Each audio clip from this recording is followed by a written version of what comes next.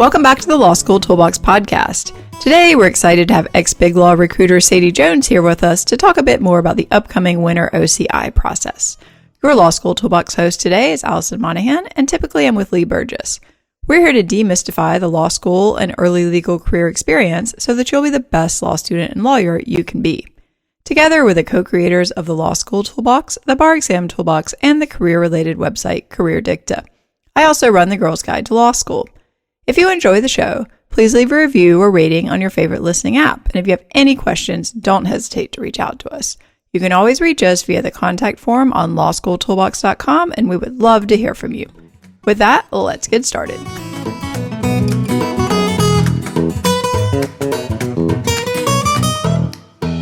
Welcome back to the Law School Toolbox podcast. Today, we're thrilled to have ex-BigLaw recruiter Sadie Jones here to talk a bit more about the upcoming winter OCI process. So welcome, Sadie.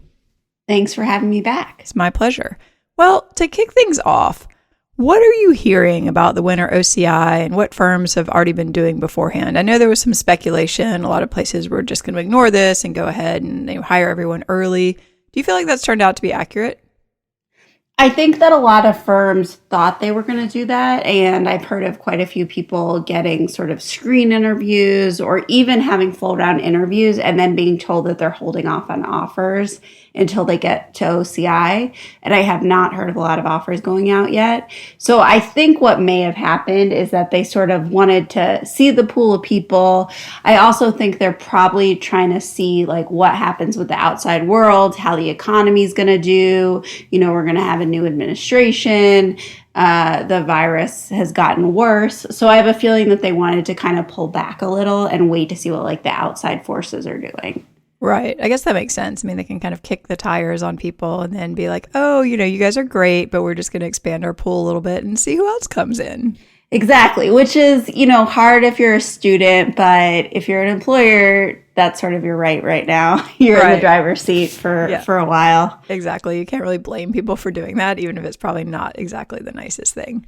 But if you're a student, don't feel bad. Like you're in the same boat as everybody else. Right. Yeah. I think that's a good takeaway that if you haven't gotten an offer yet, it's probably not your fault. Exactly.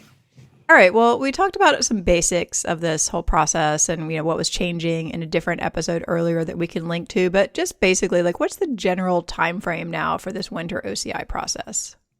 My understanding is that it's going to be anywhere from sort of the second week of January through the rest of the month is kind of when the, at least like virtual OCI interviews will happen, you know, followed by callbacks.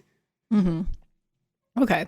So kind of that January, February-ish, you know, just when everyone's getting back to school, maybe getting their winter sickness, hopefully not this year because you're not going to be hanging out with anyone. And, you know, getting your new classes, then it's just ready time to go and, you know, deal with this OCI thing. So, you know, that's going to be interesting. What general advice do you have for students who are, you know, just about to go into this process? I would say the advantage you have is that you have some time and we're heading into winter break or, you know, I know that it's different for every student, but it should be pretty soon. And so take that time to do research, have your plan, write down, you know, where you want to apply, who you have interviews with, whatever it is about them. You have like tons of prep time.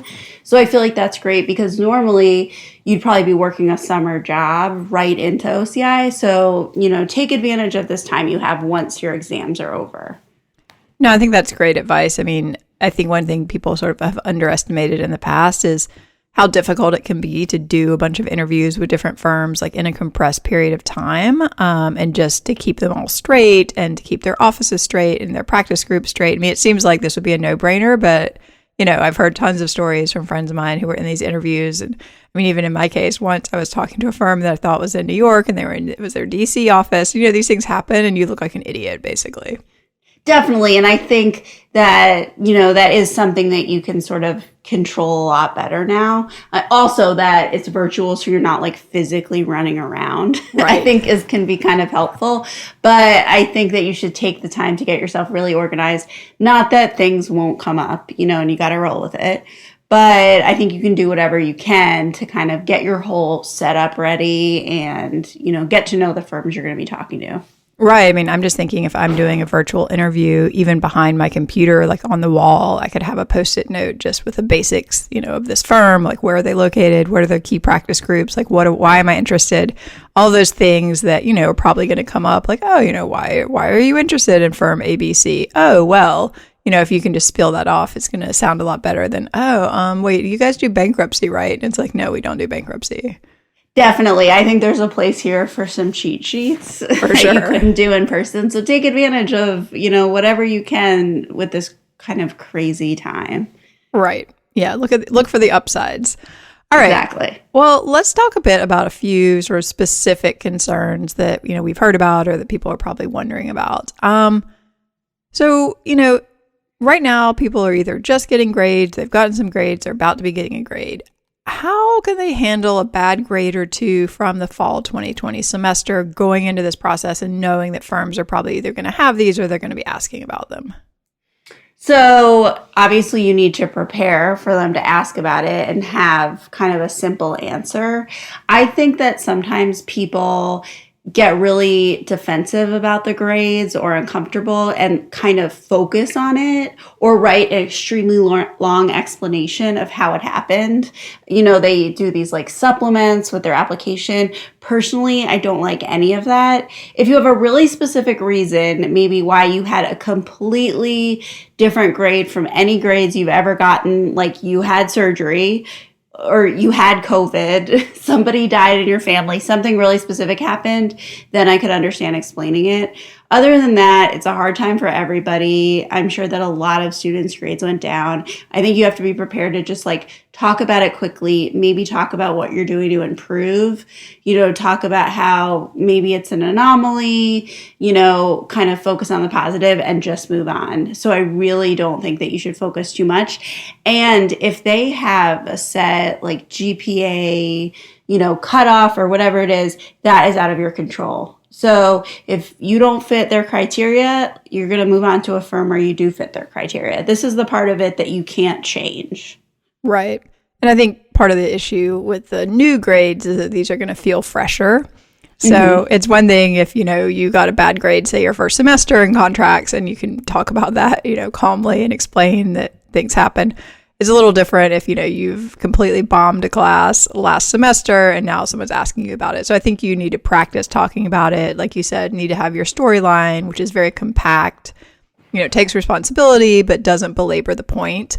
And I mean, sometimes, honestly, there's no reason. And, I think you just basically treat that as a life experience and say, hey, like things happen. I didn't do as well in this exam as I expected to. I'm going to go talk to my professor about it. But to be perfectly honest, I really don't know what happened yet.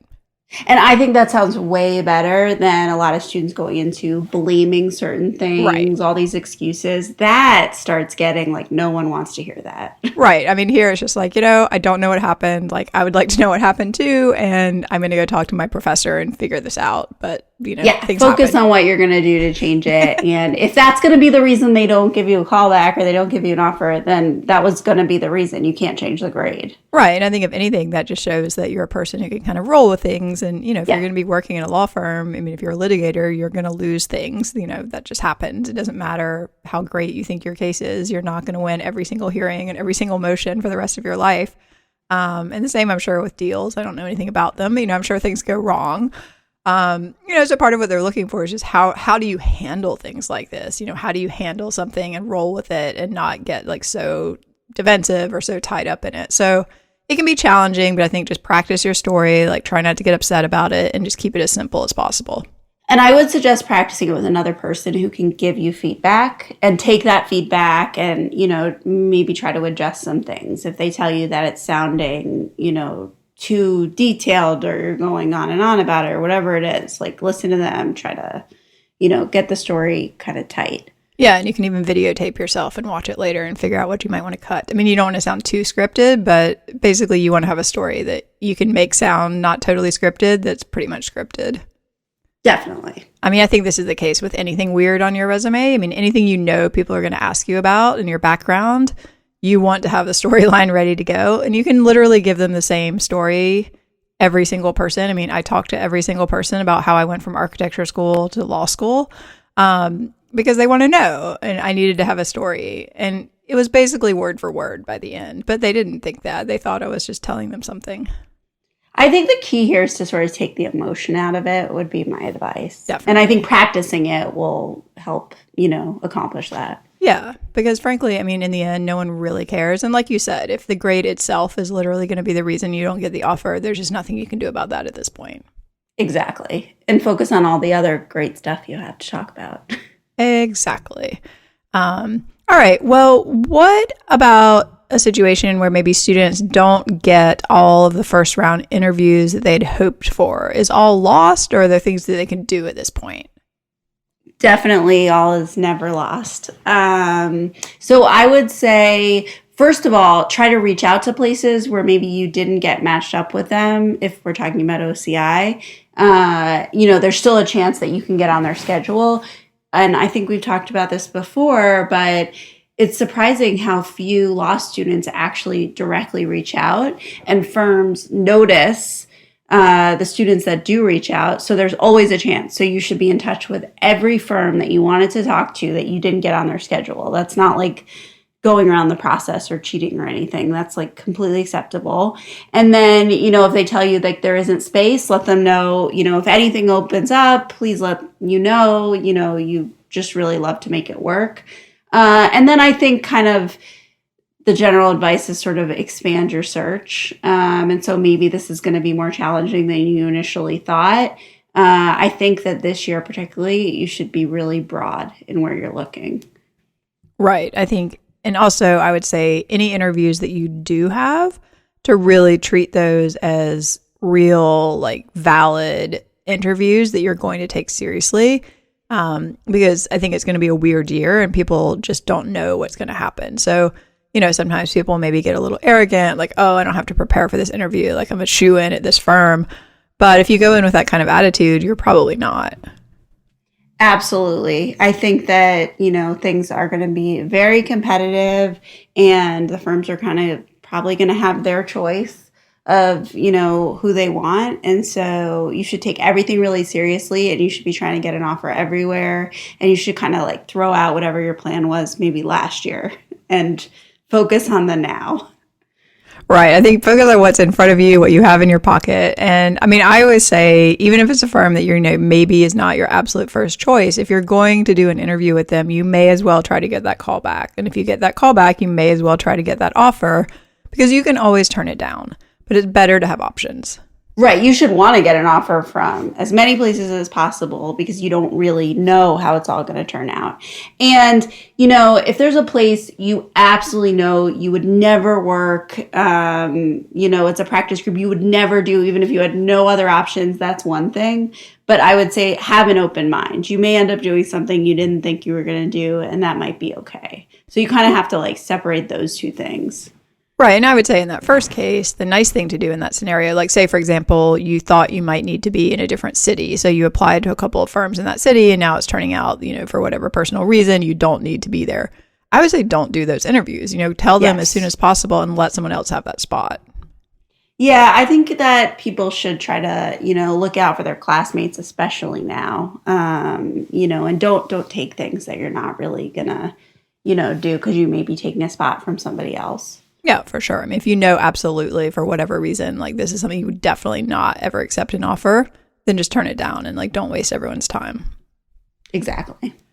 All right. How about some advice for handling maybe a not great home setup for these virtual interviews? Like say you have young kids, maybe you have pets, you have roommates, your house is a mess, like you don't have good internet. Like what are some things people can do in that scenario? So I would say I bet no one has a perfect setup for this. I would be surprised.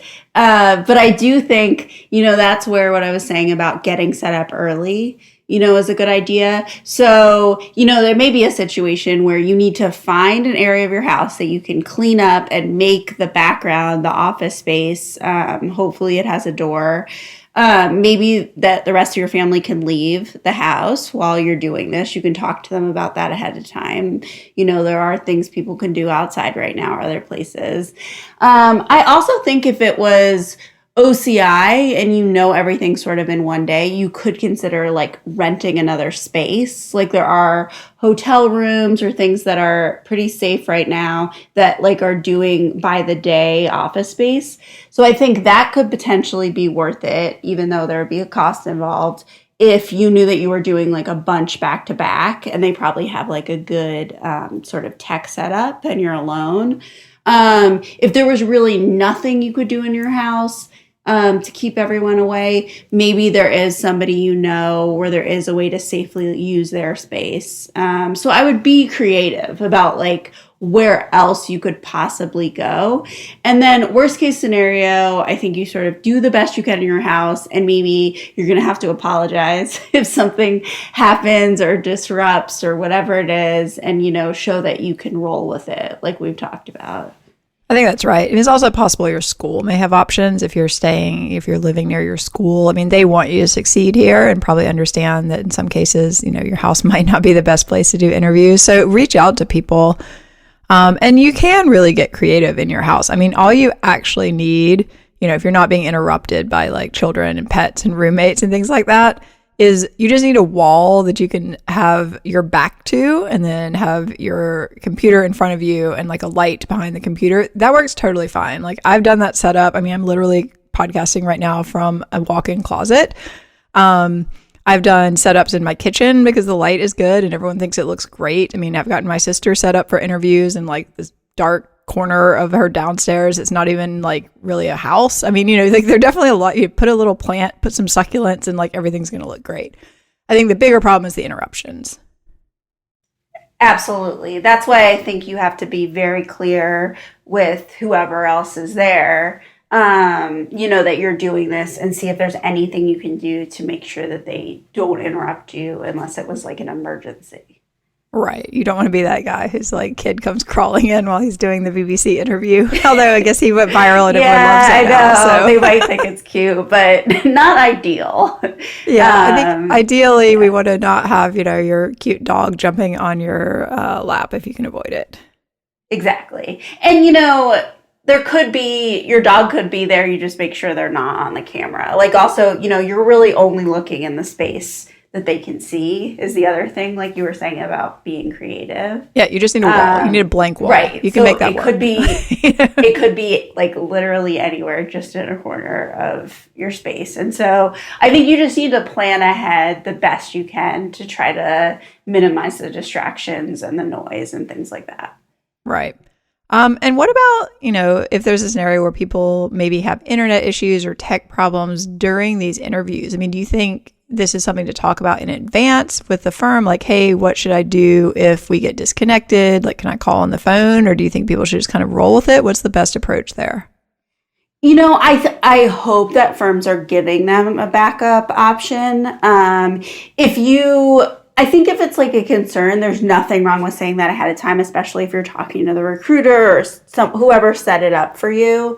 You know, I'd probably try to do that though, like ahead of time, like reply to the email where they confirm it. I don't know if I would say that like directly to the interviewer to start it off, because it might be kind of distracting or something. Right. On your end, if you're worried about internet issues, I would again try as best you can to like test everything. You know, make sure you have things that are working. Maybe it means that you like upgrade to the higher speed internet for that month that you're doing this. You know, I know that mine, you could change back and forth and things like that. So all things to like do the best you can to try to get it set up ahead of time. Yeah, the other thing people can do if you're concerned about your Wi-Fi is that you can set up with an Ethernet cable plugged directly into the router, which is typically going to be much more stable. Of course, it does limit where you can sit, but, you know, these are the trade-offs of life. Yeah, and I think that all of that stuff is, you know, things to think about now, you know, while you have a few weeks, exactly. Not things to think about the day before. Yeah, and I think, you know, when you get that initial like request for the interview, if you in that conversation, you're like, hey, you know, just as a backup, like, would there be a number we can call? Like, that's going to make you look prepared. I mean, obviously, you don't want to go too crazy. If they're like, oh, no, don't worry about it, then it's like, all right, fine. But you know. Exactly. And I would also say that in the end, of course, we're saying prepare, you know, be ready for anything. They know that you're doing this from your house, most likely, and they know that it's weird times and things happen, and they might be doing it from their house and something happens on their end. So right. I would think that most people are pretty reasonable. Yeah, I agree. I think people have to be reasonable these days to get anything done.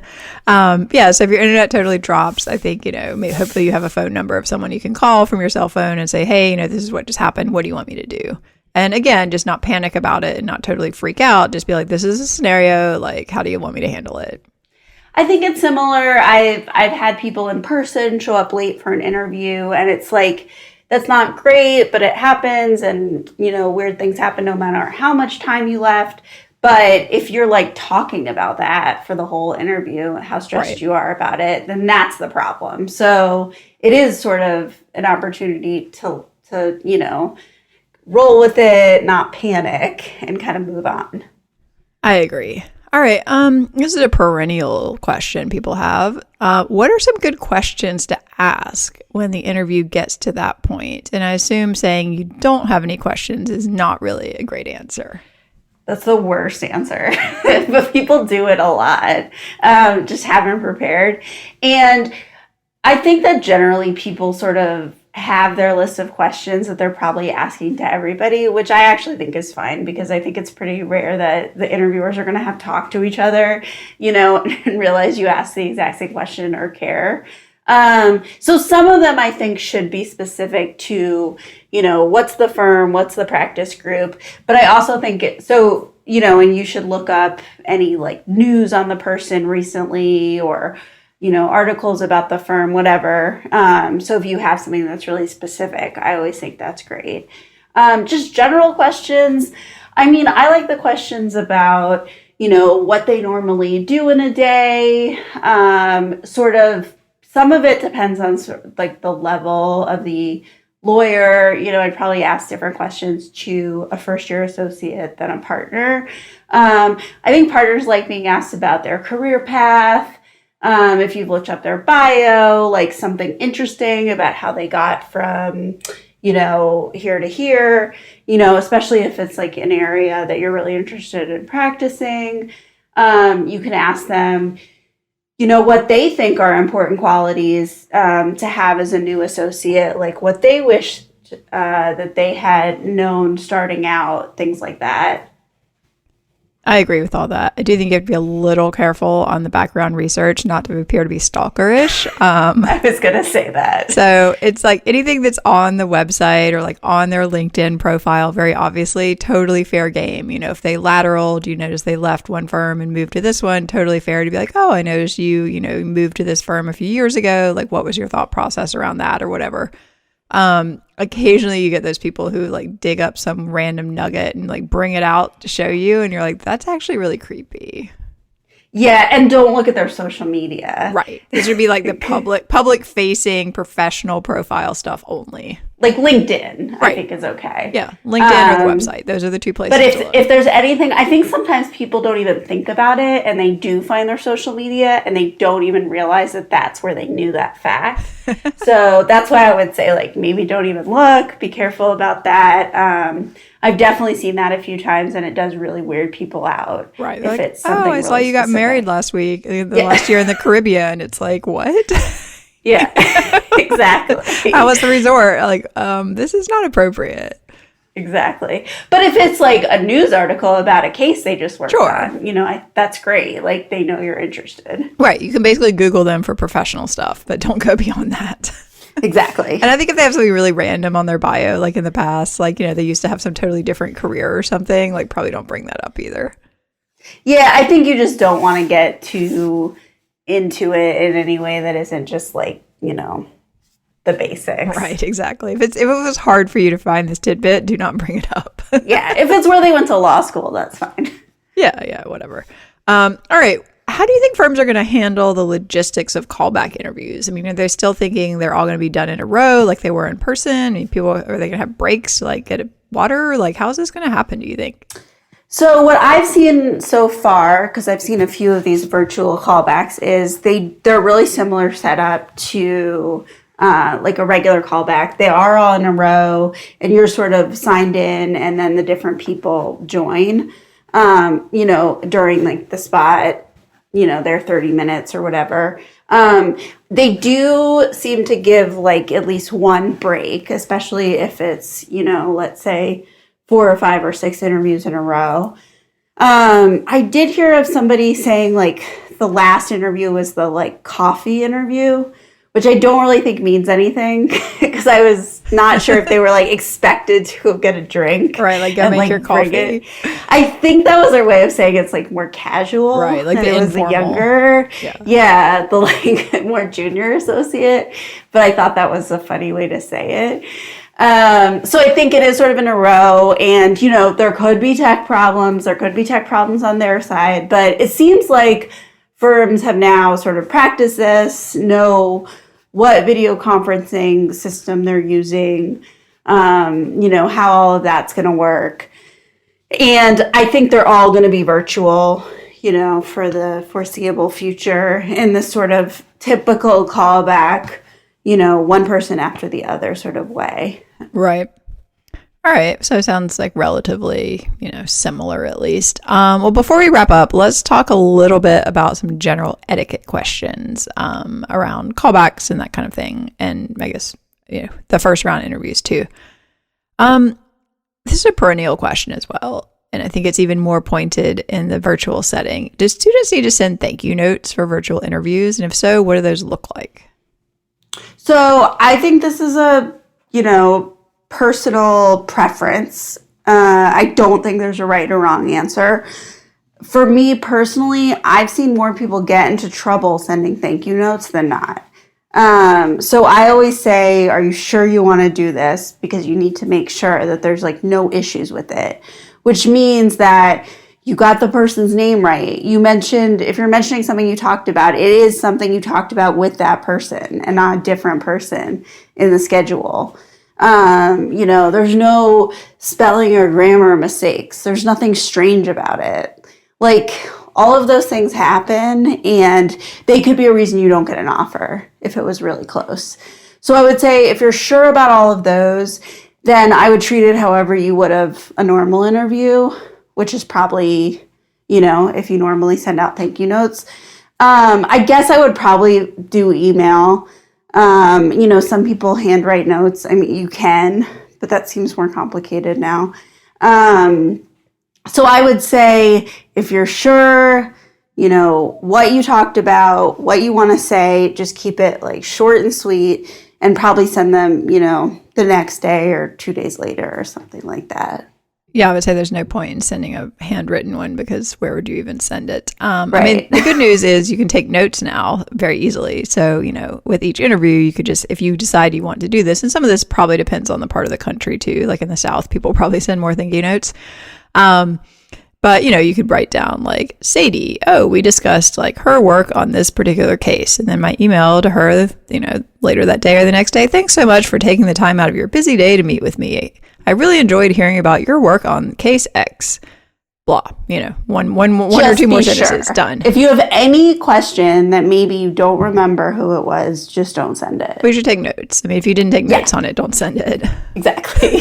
I'd also say if you're doing that, it's really nice to send a thank you note to the recruiter, whoever organized your schedule. Yeah, I think that person's that's more a really important. nice touch. Yeah. I agree. I think that person would probably appreciate it more anyway. All right. One other kind of etiquette-ish question. Is it ever okay to ask for feedback, say from the recruiter or even maybe from people you spoke with in the interview on why you did not get a callback or an offer? No, it's never okay. You should never ask that ever in any setting. Having had a lot of people ask me that, it's like you're giving an assignment to the person who decided not to hire you. That's not their job to give you feedback on that. You can hire someone to do that or talk to a friend or talk to someone in career services. They're not going to tell you the truth anyway. So, I don't really know what somebody thinks they're going to get out of this. I know that occasionally, like, a partner will have brought someone back for a callback and then they won't get the offer. And the partner might reach out on their own and like let the person know something about it, but that's not something you asked for. Like sometimes they might offer you feedback, and that's like different, but I don't think it should ever come from the student. Yeah, I think it's just a weird thing to ask for. I know some online people, in the like career space advise people to do that. I think in the legal setting, it's basically never really appropriate. And as you said, these are lawyers; they're not going to tell you anything anyway. So just don't do that. Go hire a coach if you can't figure out why you're not getting any offers. Well, assuming people do get some offers, what should they be considering when they decide which ones to accept? I mean, has this changed at all with the pandemic, or is it kind of the same stuff that you'd usually consider? I think it's similar to what you would usually consider, if you have a bunch of offers and options, and I think that's great. I think something maybe to consider is just generally like, how is the firm doing? Because, there may be places that don't make it out of this and you may not know, but I think it's worth at least sort of seeing if you've heard anything about how, like, that they're not doing well. Well, I guess one thing people can look at now too, or will be able to look at that they didn't have information on before, is what the bonus structure looked like for the previous year, because those will have just come out. Absolutely. I think like anything that gives you any indication about the, financial health of the firm, or, you sort of know what practice areas they're big on also is another clue about, how they're going to do, because I think, this economic situation is going to, last for a while. So all of that is something to consider. But the thing I would say this year is also that I don't think I would recommend people like wait for some better offer. I think there are other situations where you may have something and it's going to expire, but you feel really confident that you're going to be getting a whole bunch of other offers. I think this is a year where you say, I'm going to take the one I have, which may not be ideal because I don't know if I'm going to get any more. So I think people need to not be picky. Right. Or at a very minimum, set a very firm timeline of like, okay, if I don't have another offer in the next 3 days or by the end of the week, I'm going to accept this offer. Exactly. I think that's great to sort of set deadlines that you do for yourself. I think you can always, try to get some kind of small extension, but I don't think this is the kind of year where they're going to feel the need to go out of their way. Right. For people to do that. They may just say, no, we have lots of people to move on to. Yeah, I think that's kind of going to be the reality. All right. Well, what if people do strike out at OCI, like in these initial interviews, and they don't get callbacks, or they don't get any offers after getting callbacks? I mean, am I just doomed never to find a job? Like, what should my next steps be? You're definitely not doomed. There's always a next step to look for. I would say, just the timing of it this year, this is really the start. So there may be some firms that already did interviews, but most of them are starting now with OCI. So there is time. There are other firms. You should probably, kind of make a plan and reevaluate where you're looking, what you're looking for. I think there's lots of firms that aren't even going to do OCI, may not think it's worth the trouble. There will probably be lots of places you can still apply. So I would say probably broaden your search, reevaluate where you're looking. Maybe you see if there's government positions, see if there's things outside of firms that you could apply to, talk to career services. But I think, don't get discouraged. I think a lot of people aren't going to come out of OCI with a job. Or maybe they'll be waiting. I think they may leave a lot of people on hold and sort of see how things go. Don't worry about that. You continue your process. You keep trying to make connections, do more applications, continue. I think that's right. I think there's just going to be uncertainty all around because no one really understands exactly what the next 6 months or a year are really going to look like. So yeah, I think flexibility is the key, and just keep plugging away at it, and eventually something will work out. Yes, everyone finds something at the end of this. And so it may not be the thing that you initially thought you were going to find, but you can hopefully, take something from it. And yeah, so that's life. All right. Yeah, exactly. Any final thoughts before we wrap up on this? just that, when I talked about sort of using this time, I know that after finals and this crazy year, a lot of people may not even want to be thinking about this and just be on break and, give yourself some time to do that. But you really shouldn't squander this time you have to get prepared. And so make sure that you calendar into your break that you're going to spend certain days or a certain amount of time on certain days doing this, which means preparing for all the things we talked about, making sure you have your outfit and your setup and all of this, because this is a great opportunity that you have this time. I think that's a great point. And just, being very aware of everything on your resume. I mean, if you mention a writing sample or anything else, I've had people quiz me on my undergraduate thesis before, which, I hadn't thought about in years. So anything on your resume is fair game. It doesn't mean you have to go read the thing again, but just, be generally thinking about could I explain in 30 seconds what this was about in case someone asked me about it. Absolutely. And that should be the case with literally anything on your resume. Which means one final thought: if you write that you speak a language, I was going to go there. Speak to you in that language. I was definitely going to mention that. Yes, that was exactly what I was thinking. I was if you put you were fluent in Spanish, you need to be able to conduct the interview in Spanish. That is in a business setting. So maybe take it off. I mean, if you don't feel prepared. Having lived in Mexico City for several years, I would not put I was fluent in Spanish because I don't want to do the interview in Spanish. I think it's a safer bet. Yeah, I might say I had conversational fluency. Yeah, exactly. Because it does happen. I definitely have had friends who walked in and that interview is fully in a different language. But, in that case, they did speak it and they were fine, but it was absolutely a test. That's the number one thing I think people could get tripped up on that they would put on their resume. Yeah, don't exaggerate. All right. Well, with that, we are out of time. Thank you so much for joining us. Thanks for having me. My pleasure. For more career help and the opportunity to work one-on-one with us, including prepping for your interviews, check out careerdicta.com. If you enjoyed this episode of the Law School Toolbox podcast, please take a second to leave a review or rating on your favorite listening app. We would really appreciate it. And be sure to subscribe so you don't miss anything. If you have any questions or comments, please don't hesitate to reach out to Lee or Allison at lee@lawschooltoolbox.com or allison@lawschooltoolbox.com, or you can always contact us via our website contact form at, you guessed it, lawschooltoolbox.com. Thanks for listening, and we'll talk soon.